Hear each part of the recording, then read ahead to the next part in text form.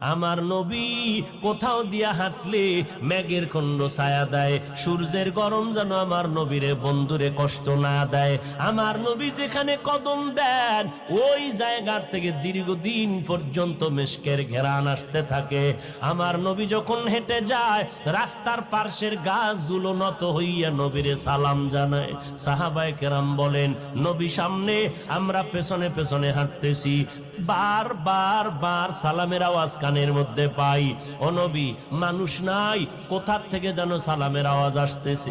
মদিনার নবী বলে, ও সাহাবায়ে কেরাম, আপনারা জানেন না আমার আগমনের খবর পাইয়া জঙ্গলের হরিণ আমারে সালাম জানায়, জঙ্গলের প্রাণীরা আমারে সালাম জানায়। আম্মা জান আয়েশা বলেন, নবীজির ঘাম থেকে মিশকের ঘ্রাণ আসতেছি, আমরা বোতলে ভরে রাখতাম, বড় বড় অনুষ্ঠানে আমরা ওই ঘাম আতর হিসাবে ব্যবহার করতাম।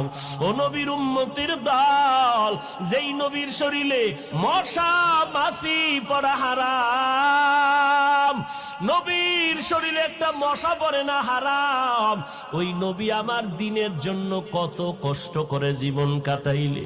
ওই বেঈমানের দল প্রায় 3 বছরের মতো শিয়াবে আবু তালিবের মধ্যে নবীরে বন্দী করে রাখলো।